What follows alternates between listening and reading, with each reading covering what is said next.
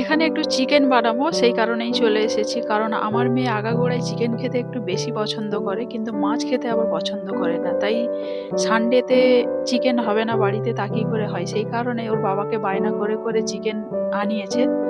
ওর অনেকদিন থেকে বলে যাচ্ছে আমি রুটি দিয়ে চিকেন খাবো, রুটি দিয়ে চিকেন খাবো। সেই কারণে আজকে কিন্তু ওর জন্য নিয়ে চলে এসেছে। সেই কারণে ওর জন্য বানিয়ে দিচ্ছি। মেইনলি ওর জন্যই আজকে হচ্ছে রুটি দিয়ে চিকেন।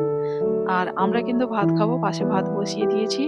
আর এবার চিকেনটা রান্না করে নিচ্ছি। আজকে একটু তাড়াতাড়ি বানাচ্ছি কারণ ও এখন পড়ছে। এবার পড়ার পরে খেয়েই কিন্তু ঘুমোবে সেই কারণে।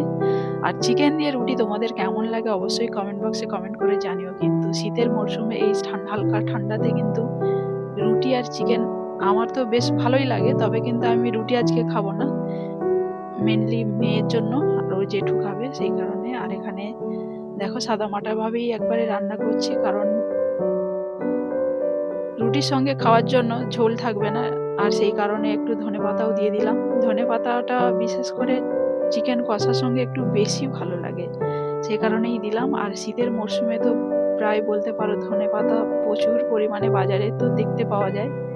আর রয়েছে তার সঙ্গে অনেক রকমের সবজি। এই সময় শীতের মরশুমে বিভিন্ন রকমের সবজি দিয়ে বিভিন্ন রকমের রেসিপি বানিয়ে কিন্তু খাওয়া যায়। সেই কারণে আমাদের বাড়িতে আজকে বাজারে এসেছে সব রকম, কিন্তু কিছু কিছু সবজি এখনো পর্যন্ত ওঠে না বললেই চলে। তো ফাইনালি আমার রান্না কমপ্লিট আর এখানে মেয়েকে খেতেও দিয়ে দিয়েছি। দেখতেই পাচ্ছ কতটা খুশি ও।